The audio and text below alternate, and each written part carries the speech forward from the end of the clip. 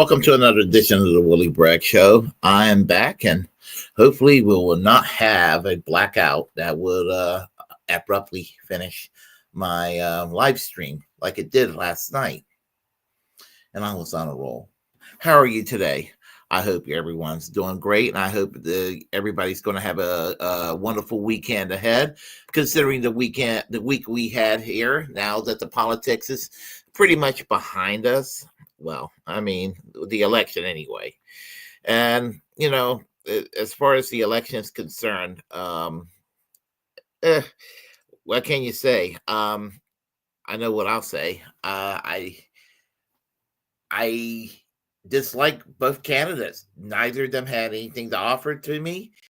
And so if Kamala Harris would have won on Tuesday, it would have been a conservative victory. Donald Trump winning was obviously a conservative victory. So where do I stand? I'm going to be honest with you. I'm neither delighted nor am I upset. And that's going to come across as weird from both sides. But well, when I say both sides, I mean both sides as far as hard right and mild right, because they don't understand nuance a lot of the time. But I am neither delighted nor am I upset by this. I mean, there are things that Trump runs his mouth on that obviously offends me. But, genocide being supported by the Biden-Harris administration also offends me. NATO proxy wars offends me as well. So, and anything that Trump can do hasn't been done yet. And I'm sure I'm going to be offended. But listen, I'm not going to wear a pink pussy hat. Sorry, that's not going to happen. That is not going to happen. They were goofy in late 2016, early 2017, in the year 2024. And if they start wearing those things in early 2025, it's still going to be goofy to wear damn pink pussy hats. They're just as grody to look at as the red MAGA hats out there. You'll never catch me dead wearing a red MAGA hat. So there you have it. So here on the chat line, we have Miguel. And how are you doing? Where's my mind? Well, the Pixies. Great. Warren, how are you doing today? Ed Heller, welcome back. Haven't seen you in a minute. Second verse, same as the first. We have here around the world with D and friends. How are you doing today? And I am, where all y'all, I'm doing fine. I slept plenty today. I needed to do plenty of sleeping because I didn't get a lot of sleep this week. But as I said, I'm neither delighted nor am I upset. And honestly, if you're any kind of a progressive or any person on the left, that really should be your view. This country is hopelessly right-wing. If you think that we're going to go into this dark age of right-wing politics and we're about ready to go into this Project 2025 abyss, I have news for everyone. Project 2025 has been a thing since 1980 with the election of Ronald Reagan. And not only was it practiced by Republican administrations, it was practiced by Democratic Party administrations as well. Bill Clinton was the very first wake-up call in the early 90s. And I was saying to myself one day when I was in college at the time, I was like,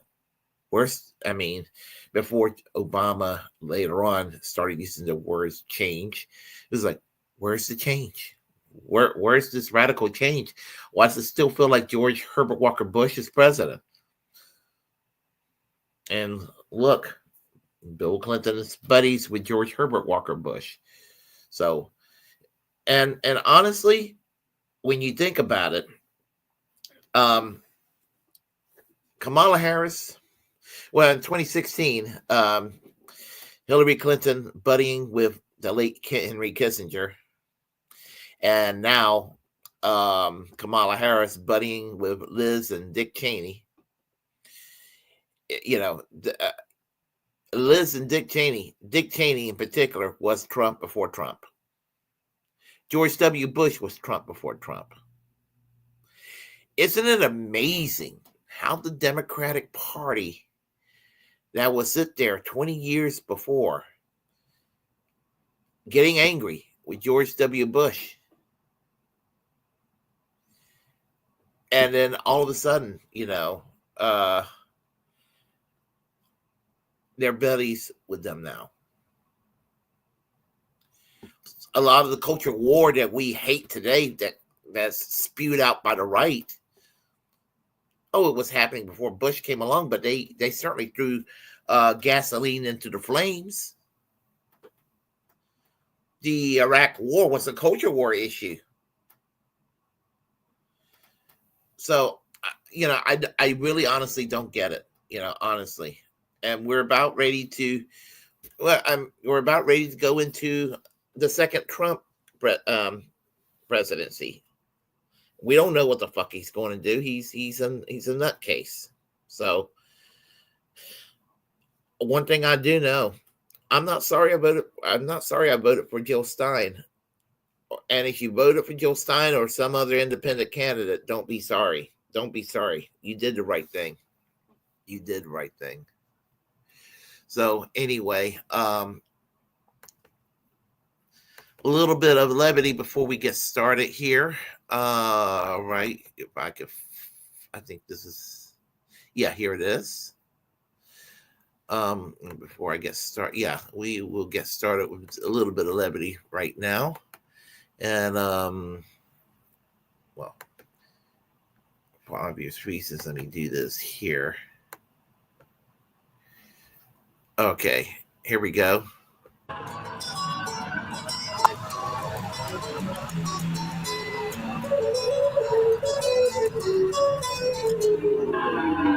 Here comes the sun. Here comes the sun. I say it's all right. There you go. That's pretty much what's happened with a lot of shit libs out there. They think that good times and good vibes are gone because we're obviously in the in the dark ages of fascism.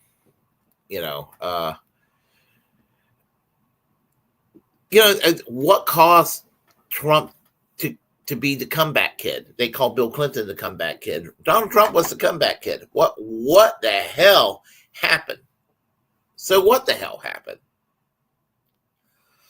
Well, Tim Black this past summer, when Trump was assassinated, I saw his live stream, and he was saying that that they, this getting shot at, the assassination attempt, guaranteed Trump a landslide victory.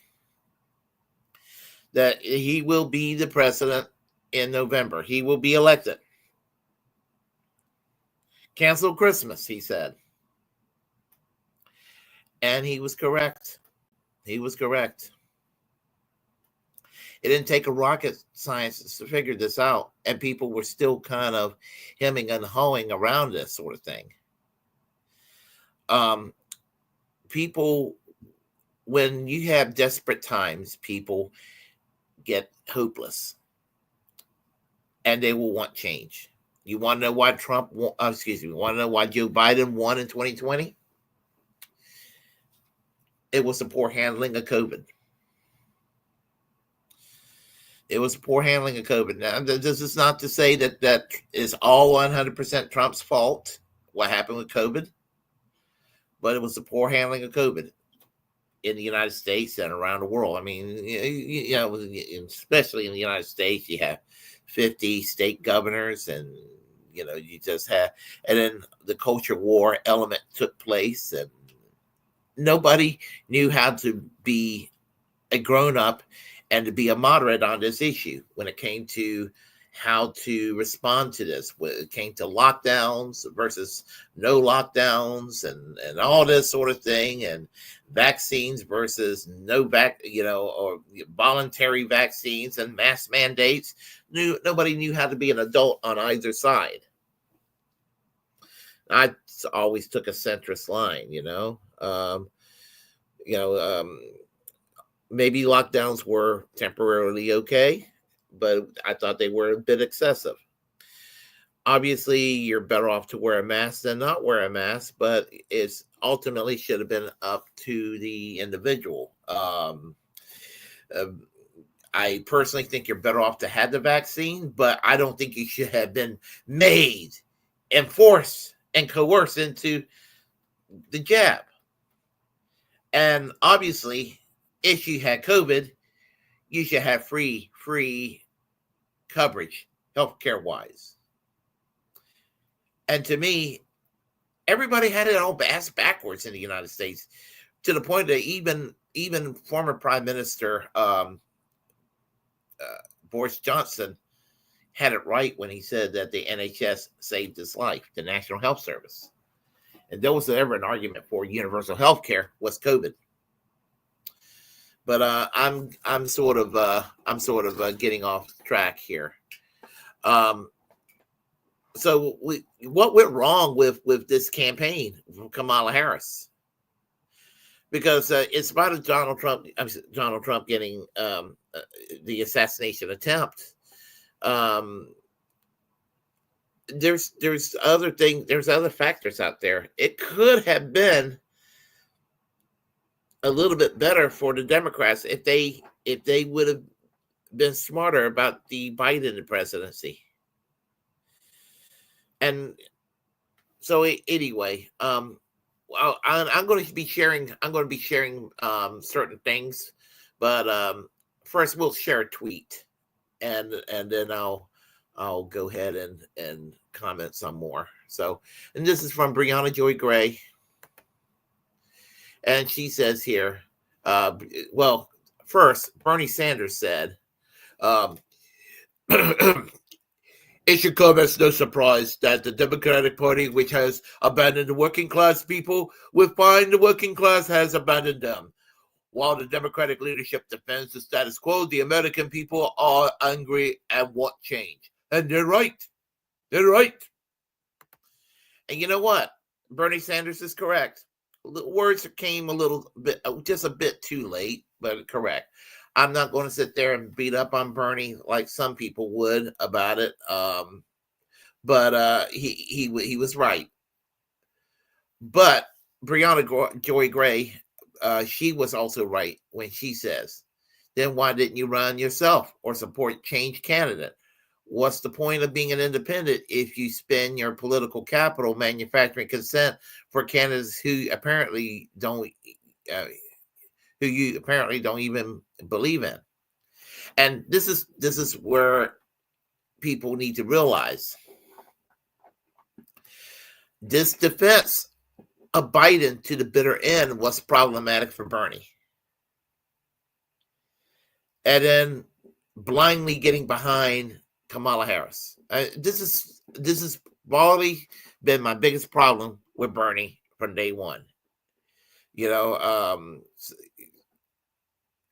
was one thing to say, harm reduction or whatever, but it's like he takes a foghorn and wants to say, when the push comes to shove, oh, at the end of the day, I'm supporting the Democratic candidate for president, and he becomes the most loyal foot soldier you could ever imagine, in spite of the great policies he has. And his policies, all the criticism against Bernie Sanders today, warranted and well-deserved. He is second to none on policy. But Bernie, what the fuck are you doing? Sounding the foghorn for a presidential campaign. They're bumping fists. And those were the words of Brianna Joy Gray recently on Katie Halper. Bumping fists with Dick and Liz Cheney. It's one thing to go with lesser evilism, and I guess to be kind of semi-quiet about it. But to go and just passionately be all out for a campaign that really just did not even address any of your concerns, Bernie. What the actual fuck? And to have unanswered all this crap about Kamala Harris being a socialist, being a communist, I mean, and people thinking that Bernie Sanders is some sort of communist. I mean, excuse me, Kamala Harris is some sort of communist, some sort of socialist, what have you. She's not even a liberal. And most Democrats are not even liberal in how you define liberals today. Democrats are to the right of fucking Nixon, who was kind of far to the right. And that's how far to the right this country has become. When Nixon is to the left of Bill Clinton, to the left of Barack Obama, to the left of Joe Biden, and to the left of Kamala Harris.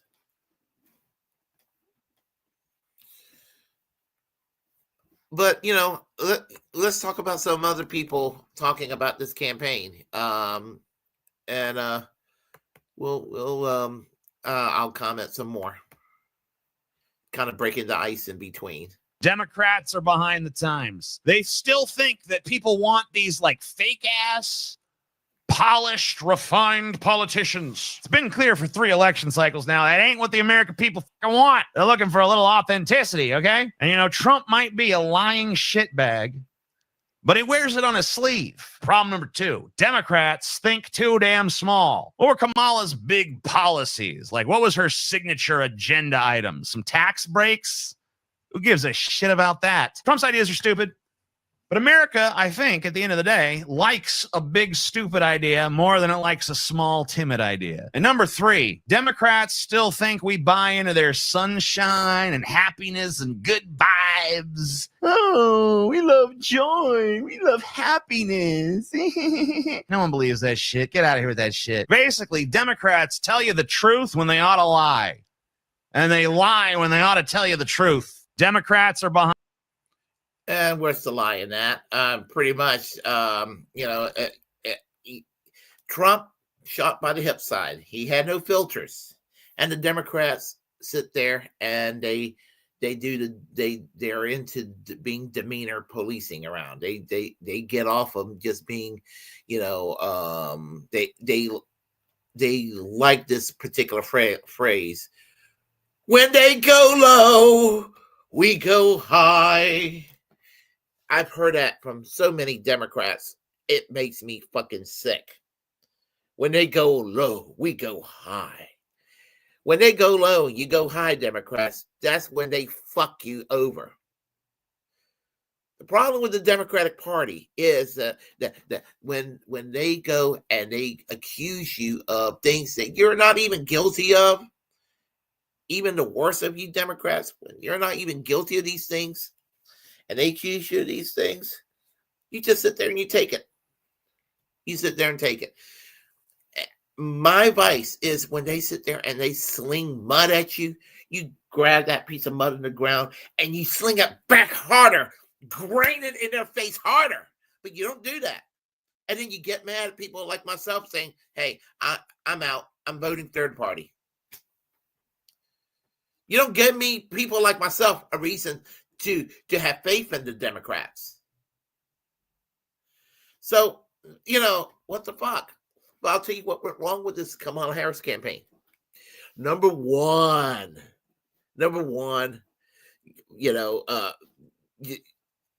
enthusiastically receiving the endorsement of Dick and Liz Cheney. I sound like a broken record, but enthusiastically getting the support of Dick and Liz Cheney.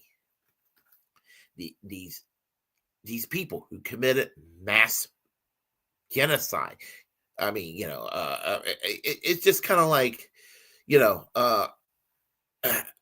genocide that numerically is worse than what's going on right now in a tinier country, but it is still a genocide that took place, what the Americans did, and so, you're going to sit there and embrace Dick and Liz Cheney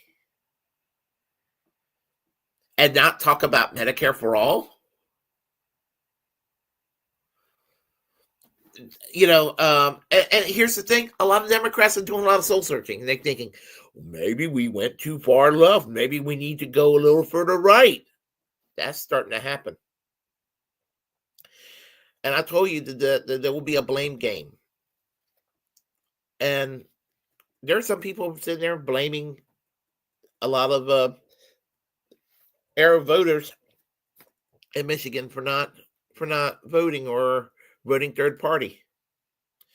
I saw the voter count result in Michigan. I'm sorry, all the people that voted for Jill Stein in Michigan. That's not the reason why Trump won Michigan. Sorry, that's not it. And so blaming Palestinians and blaming people who are Arab or Middle Eastern origin, that's not going to work. And that's another thing right there. Now, do I think that Trump is a fascist? I think Trump is an authoritarian. I also think that Kamala Harris and Tim Walz practice some aspects of authoritarianism. I think that they both do. That both parties practice authoritarianism. If one party says I'm for liberty, and the other one and accuses the other one of not being for liberty, here's the dirty devil in the details. Neither of them support any semblance of freedom. Really, they're all authoritarian, right-leaning parties, corporate centrists to the core, and with the technology that's available today. They complain about the social credit system in China, which is problematic in China. But you know what? We do our own little bullshit here too. We do our own little bullshit. We don't complain about it unless it's the party opposite that's doing it. And then when that party defeats that party opposite, then they go and turn the tables and do it against each other. So I do expect retribution, some degree from Trump to take place, and I do expect these things to happen. So we'll see. We'll see what happens down the road. So Cheney endorsing Kamala being all gleeful, hoping to get moderate Republicans to go and endorse her. Here's the thing: are you really moderate if you're a Republican and you love Dick Cheney? That's not moderate to me. That's right wing. The populism. They didn't really focus on what needed to be talked about. They needed to talk about the Build Back Better that they were going to try to relaunch if there was going to be a Kamala Harris presidency. They didn't do any of that because it got defeated, and they were like ashamed of this. They should have been like, look, the Republicans pretty much tore it down, and of course a couple of corporate Democrats too, but it was mostly still Republicans uniting to put that down. There was no minimum wage increase because it was largely Republicans that did this sort of thing. And a lot of this shit was largely Republicans and some Democratic Party people obstructing as well. But you should have built on that, and you should have used class warfare and used those themes to go and build a populist movement. Didn't do that, not at all. It was the basket of deplorables. And the basket of deplorables became basket of deplorables because some of them felt like they got fucked over. Some of them because they are fucking assholes too. Okay, granted that.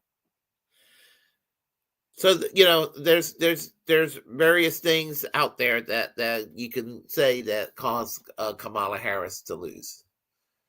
I'm not a nationalist or that sort of thing, but America first should mean America first. And that sort of thing has appeal. And backing proxy wars in the Ukraine costs Americans a lot of money. And, and here's the thing. Today in America, it's not even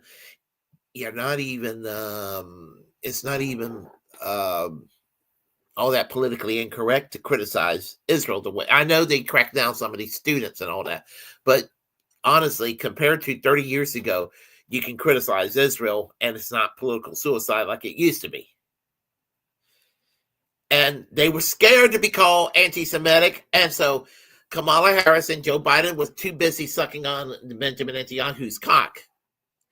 You could have just said arms embargo, ceasefire, all that sort of thing.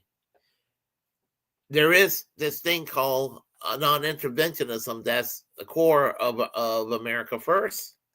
Again, I'm not a nationalist, but some things in some areas there it's a clock that gets the right time twice a day. And so you could have done that, and it wouldn't have hurt you. It wouldn't have hurt you. But being scared and sitting there sucking up to Netanyahu turned the air votes away. A weird little aside fact is that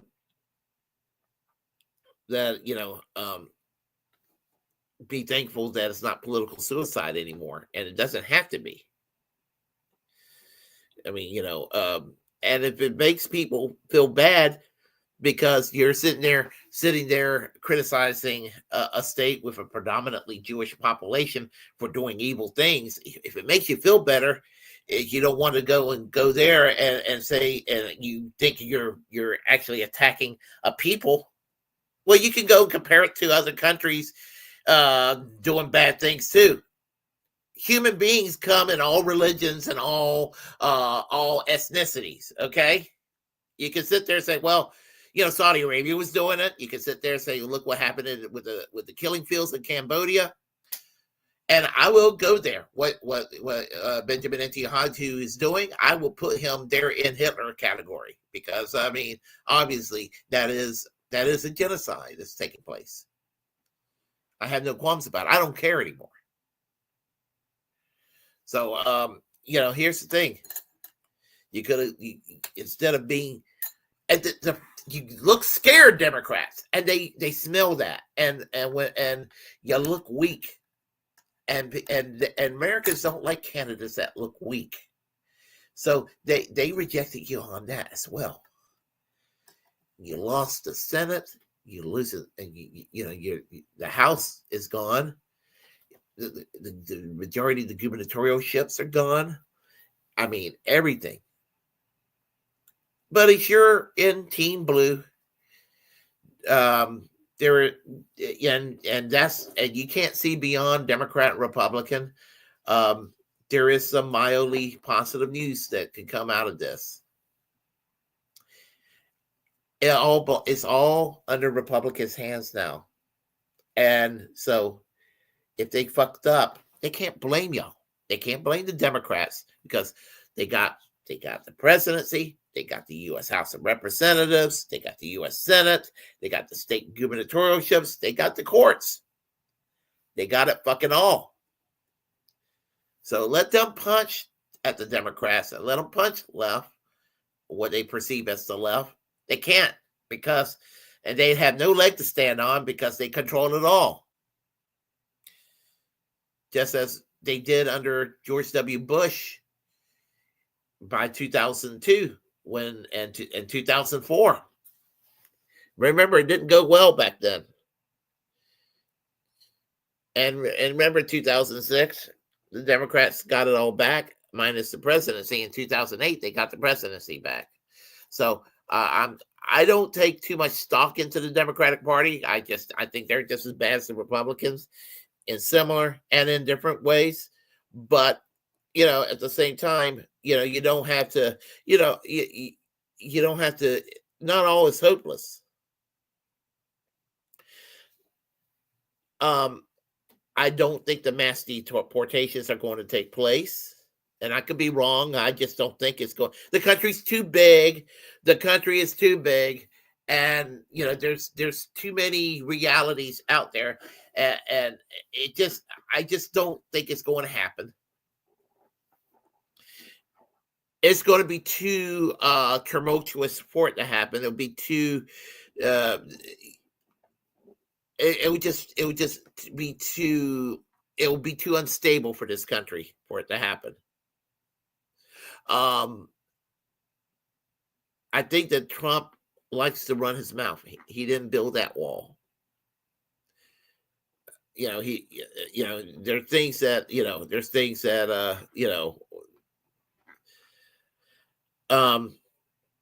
and they might try, and they may have some victories on some of the scary things they want to do, but I don't think that they're going to be able to do it all. I don't think they're going to even be able to do a fraction of it. The country is too dysfunctional as it is. It's dysfunctional as it is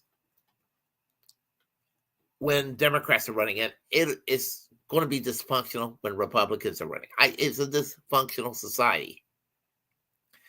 I just don't think it'll be done the way that people who are overly alarmist say it is. So that's just kind of, I mean, I could be wrong, but that's kind of where I stand. So I'll go ahead and play this. What would I play? This Nico House video I found, and I'll comment on that.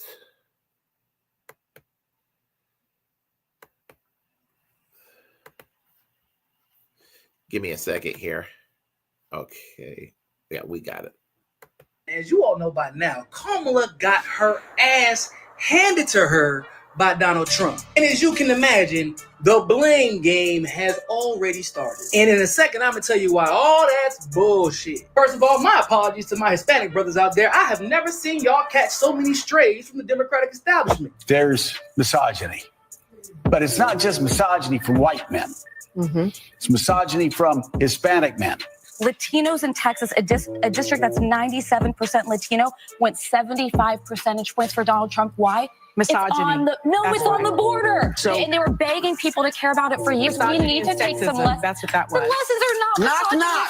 Who's there? Oh my gosh, it's Whoopi. And now, Kamala's loss, apparently, according to the liberal media, is completely on y'all. I don't know what's up with that, man. Okay. But don't worry, us brothers are getting our fair share of the blame, too. Because according to Joe Scarborough, Morning Joe, Joanne Reed, and just about every other liberal pundit, black men are just too misogynistic, and we can't stand the thought of a black woman leading us. I guess I need to call my mom and talk to her about this imaginary beef that we have, because apparently I don't like to be led by black women, despite the fact that a black woman is probably the most important person in my life. Even white men, white men didn't get that much of the blame, surprisingly enough. I guess I didn't really have high expectations of y'all. Even women overall ran away from Kamala in droves. And black women may have voted for her more than they voted for Trump, but compared to how they went out there and voted for Obama, it won't even close. Oh, let's not forget how liberals have gone full Islamophobic against Palestinians, Arabs, and Muslims. I've seen tweets like, I can't wait until Trump turns Palestine into a parking lot, which goes to show a lot of these liberals were probably born the morning after the election, because Kamala Harris and Joe Biden already assisted in turning Gaza into a parking lot. It's already happened, my guy. That's why they didn't vote for y'all. But was it really sexism, misogyny, racism, all these isms that liberals are blaming Kamala's loss on that caused her the election? Because I'm actually willing to entertain the possibility that racism and sexism can play a part in the outcome of an election. I believe that can happen. See, but if that's the case, I need y'all to explain to me how sexism and misogyny and racism led to the Republicans taking the Senate back. Like I said, if we're all really to blame, if it's sexism and misogyny and racism and internalized racism, why did the Democrats lose a seat in the House only for the Republicans to gain another one and maintain the majority in the House? They didn't flip anybody. If it's misogyny and sexism and racism, why did every single Republican governor incumbent win their re-election handedly. You see that dark red? That means they were incumbents and it wasn't even close. Democrats didn't come close to sniffing a victory. Now, somebody making a decent argument might say that the sexism and the racism from the Kamala camp that they were receiving was carried over into other elections. See, but here's the problem with that argument. Let's look at the state of Missouri, for example, that voted to maintain the incumbency of Josh Hawley, of all people, but voted to legalize abortion. How strange, because I was told that Kamala didn't win because the world doesn't care about women's rights and Republicans don't care about women's rights, but Missouri is firmly red. Or how super red Missouri, mostly Republicans, voted to increase the minimum wage again. Or despite the fact that Republicans have been staunchly running on being tough on crime, Missourians actually voted against an initiative to authorize benefit funding for law enforcement. So what I'm telling you is all over the country, progressive policies passed in states they had no business being passed in. But Republicans, instead of Democrats, are running the show now. They like progressive policies. They just don't like you motherfuckers. They just don't like Kamala. They just don't like the Democrats. They have decided as a nation that even though the Democrats managed to convince a lot of people that Trump is the worst thing that could ever happen to the country, that 4 years later, it was like, actually, never mind. He might have been the worst thing that happened to the country, but it's actually y'all who are the worst thing that has happened to this country. As fearful as independent-leaning people who have not genuinely committed to one party or the other might be of Republicans or Trump,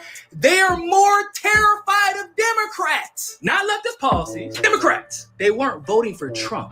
The majority of those people were voting against the system. And right now, Democrats need to face the fact they represent the worst aspects of the most corrupt political system in the world. At least that's the perspective of the average voter in the United States right now. So although Kamala was the presidential candidate who lost, and she ran an awful campaign, that doesn't necessarily explain why everybody else around the country from the Democratic Party got their asses handed to them. Despite the fact Democrats have done everything in their power to paint Trump as the boogeyman. Maybe it's time for y'all to do a little bit of self-reflecting. Because you can't blame sexism and racism when your entire party is losing. And when y'all figure that shit out, maybe y'all can start winning elections again.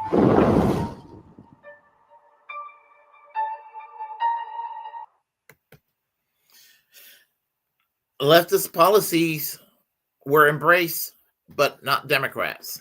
And he's right. He's right. So, you look at some of these states. I mean, now I know that you needed 60% in Florida to have marijuana legalized and reproductive rights protected.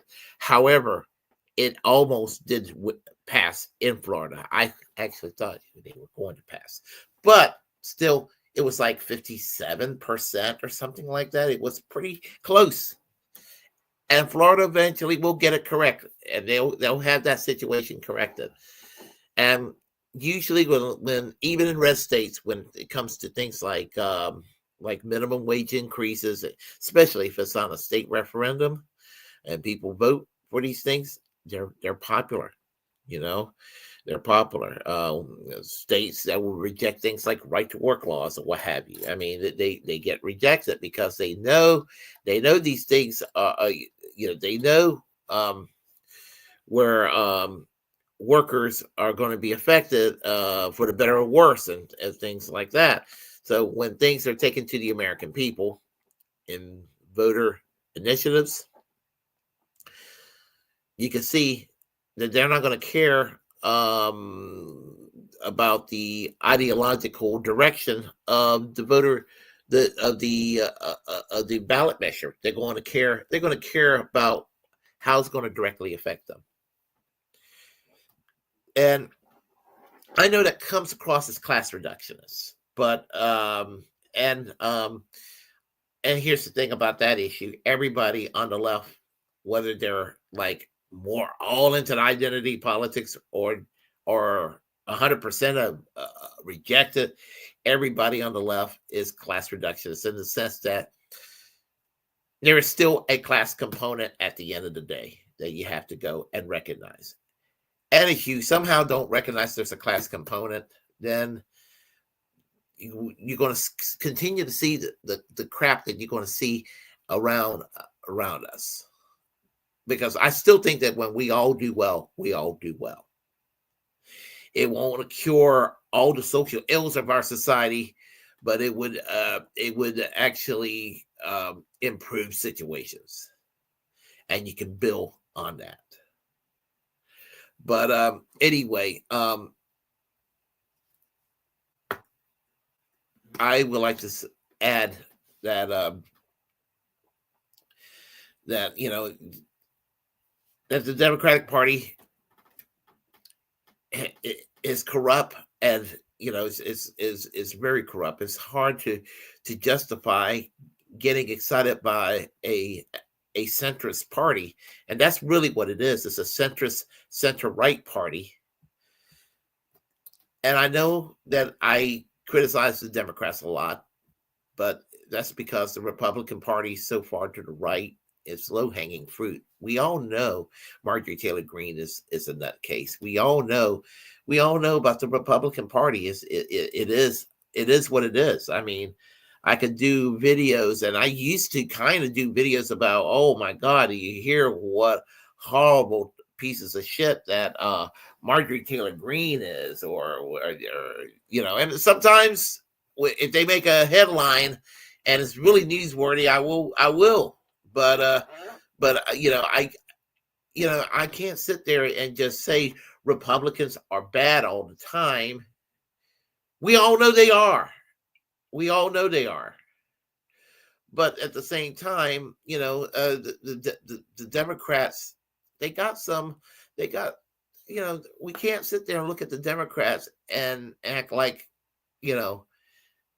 that they don't need any criticizing. They need plenty of criticizing. They have gone so far to the right since 1980. I would say definitely since 1989 in particular, when Bill Clinton took over the Democratic Leadership Council. I'll play another video and share some final words. This is from Nick Cruz from RBN. This is what he had to say. Kamala Harris becomes the first Democrat in decades to lose the popular vote, as Democrats are punished for supporting genocide. Democrats are just now realizing that it's hard to win a general election while you are slaughtering thousands of children. Apparently, palling around with Liz Cheney and having her and Bill Clinton go around Michigan explaining to Arabs why their family deserves to die by the hands of Israel is not a good election strategy. Kamala Harris yelling, "I'm speaking," to anti-genocide protesters will go down as a historic gaffe. Everybody has a right to be heard, but right now I am speaking. Right now, I know what you're speaking of. I want the ceasefire. But what about the genocide? What about the genocide? And I respect your right to speak, but I am speaking right now. Yeah. You know what?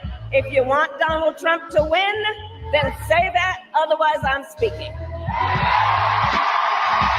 Liberals was 100% okay with losing to Donald Trump, someone that they called a fascist and a threat to our democracy, because they couldn't get over their hatred of Arabs and the left. This is the most deserved loss in history, because polls often show that the majority of the American people support an arms embargo on Israel.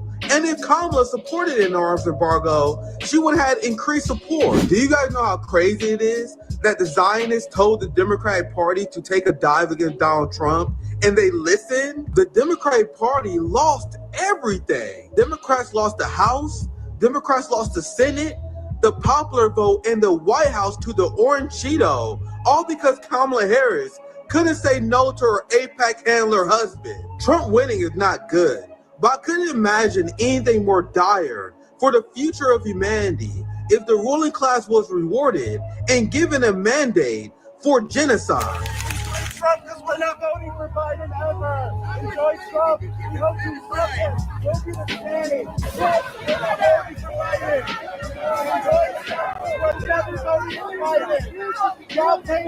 baby. Fucking lose. Y'all paid for that baby. What's wrong with you? How much money did you put fighting? Y'all paid for that baby. And George Trump will never vote for Biden.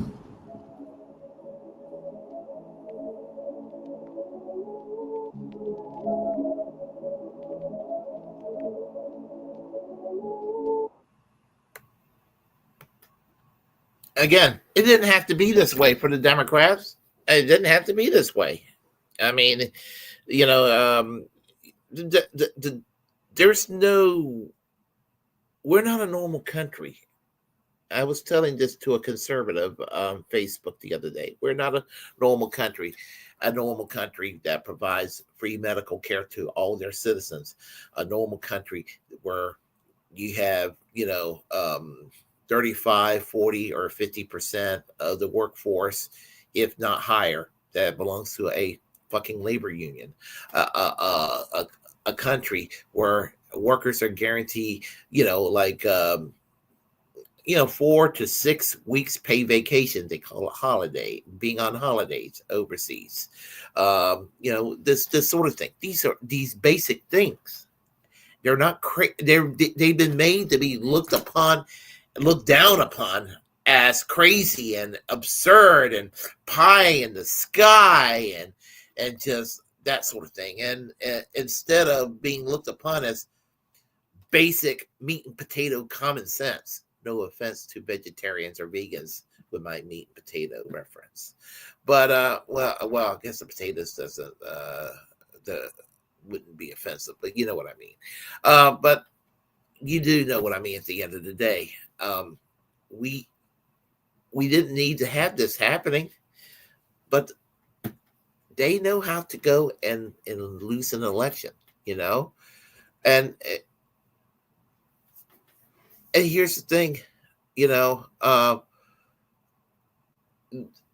Democrats are going to fundraise right now, even if they might not even mind being in opposition in ways that labor was in opposition and hopelessly never going to come back during, let's say, from 1979 until 1997, that long time period of 18 years being in the wilderness. The Democrats wouldn't have that kind of a problem because they can fundraise and scare people into thinking, ooh, Republicans are scary. And they're scary. They're buffoonishly scary and cartoonishly scary. I don't mean necessarily your average rank and file neighbor Republican per se. Well, most of them anyway. But I'm talking about your politicians. They're pretty much all scary. You can put them out of business by actually offering an alternative of common sense. But they won't do it. They just won't fucking do it. And ladies and gentlemen, this is why we're in the fix that we're in. And this is, to the best of my ability, explaining why we have seen what we saw this past Tuesday. And we got to go repair this shit. And even if Kamala Harris would have won the other day, it would have still been a right-wing leaning election. So there you have it. So let me go ahead and talk to everyone here and on the chat line, and I'm going to be getting out of here. So let me do that. Okay, we have here. I'm scrolling back, and let's see. All right. Okay, I'm looking through. I'm going to go through the very first person that, oh yeah, right there.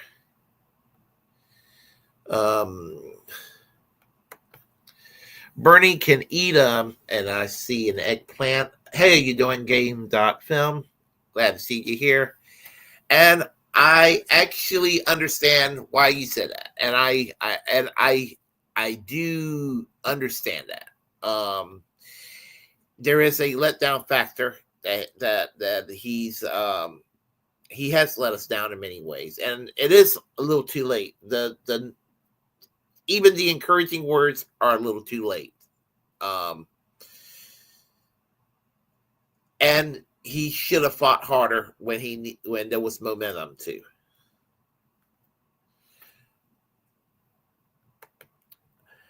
A sellout, I would say, and how are you doing, just some guy? I would say, a sellout, but also a victim of a brick wall, and that's the Democratic Party itself. Bernie Sanders, Bernie is a human pussy hat.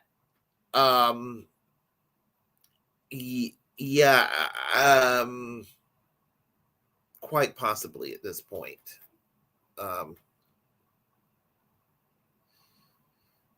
He's about as independent as conjoined twins. Wow. Yeah. Let's see. We have with the jokes tonight. Okay, I'm looking through here. I got to clock. I got to get out of here. I'm looking through here to see. Here's an interesting one. Pretty sure the Democratic Party is dead. They can't win elections now in a time period where the country is collapsing and the country wants radicalism. That's pretty fair assessment there.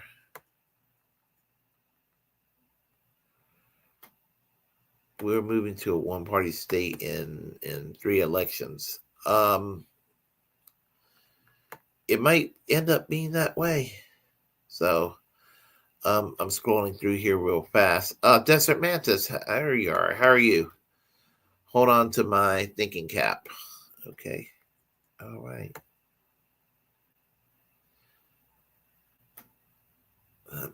Scrolling through. Anna Moose, how are you doing today? I'm still awake. Rest in peace, the yellow all. Okay. All right. I'm trying to think. We have some new people here before I go. Cooper says, like Survey says from Family Tree. Survey says, Cooper says, it's her supporters that always brings up her race and gender. Yeah, I mean,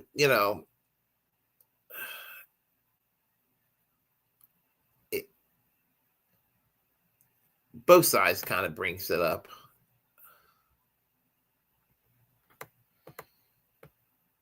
I care about policy.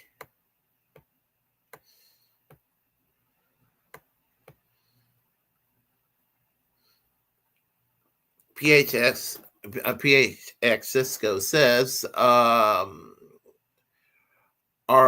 rest in peace conservative Democrat Party.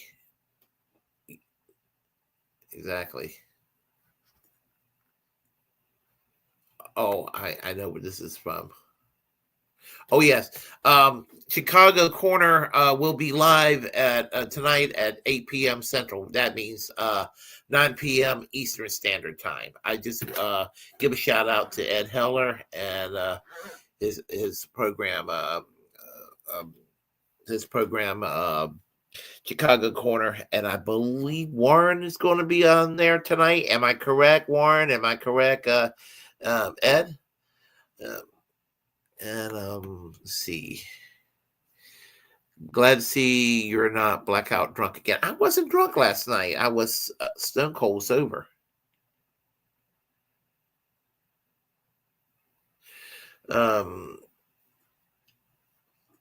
Very good question here. Willie, do you think that the Harris government would have been so bad that we would have ended up neoliberalism and so deep state? So hell no.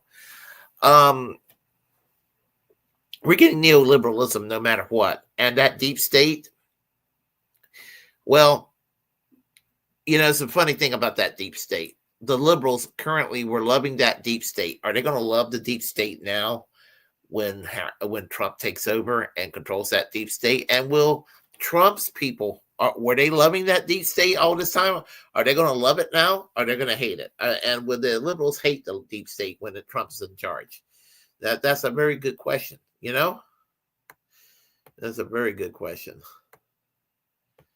So anyway, let me go ahead and I'll just conclude by saying, well, I was to say that if you like what you heard, please press like and comment anyway, and feel free to share the content on this channel.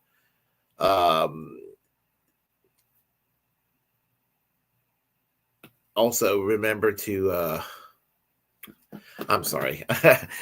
I needed to go with with some announcements real quick. I also announced for Chicago Corner Monday, Wednesday, Fridays, the Willie Bragg Show, more or less live stream at 8 p.m. Eastern Standard Time. Tuesday, Braglands at 7 p.m. That's the new time. I will be having some guests and hopefully soon. Mostly talking about the election results probably in the next few weeks here and there, and other things, of course, other topics.